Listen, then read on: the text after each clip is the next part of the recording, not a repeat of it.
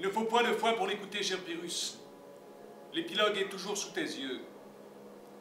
C'était venu comme ça, sans raison. Ainsi font le printemps, l'amour, le choléra. Le jour tomba plus tôt que d'habitude. On crut que c'était un nuage. Un vol d'oiseaux migrateurs. Une éclipse imprévue. Et puis, voilà que c'était tout cela. Mais en merde, une population de merde ailée, un planement de merde passa dans le soir, et claquements d'ailes, et croissements, et collisions de toute une race transhumante. Quelle histoire! On mit tout un temps à se rendre compte, et pour commencer, on trouva le phénomène intéressant. Mais bientôt, les merdes pullulèrent, toute la faune et toutes les tailles. Des grandes avec des barbes, des petites avec des panaches, des cornues pleines de furoncles et des plates comme des plis, rieuses, rieuses.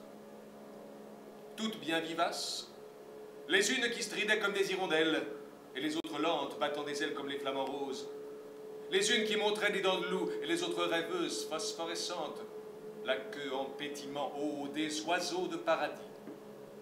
Certaines dansaient de curieux quadrilles, certaines claquaient du bec, en quête, eût-on dit, de quelques curés.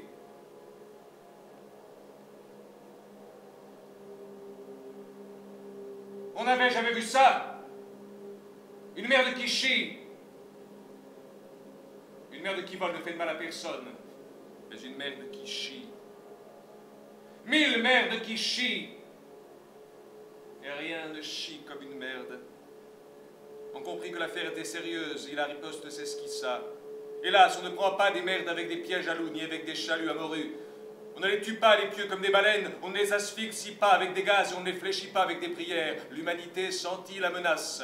Les sirènes hurlaient. Des généraux entreprirent de les canonner avec des avions, mais de leur déchirure, elles renaissaient, multipliées. Toujours pacifiques, peu rancunières, gouailleuses peut-être. Ah, celles comme des chauves-souris, qui elles étaient en plein vol, de petits étrons suspendus à leurs mamelles, et ces guenilleuses, en chaleur d'amour. Ah, le monde allait-il finir de cette manière-là?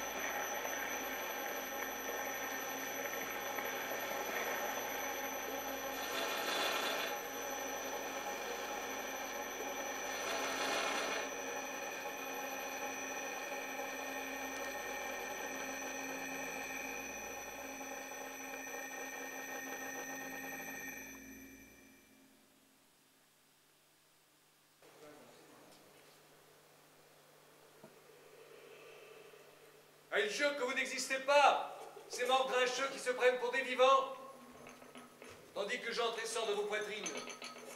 Je me soudorin aux ailes de tonnerre, que je regarde même avec vos yeux incandescents, séraphins frais comme l'avril. Vieux routier, fleurant la muscade, non sur le soupçon de suer qu'exhalent cet effort des ailes.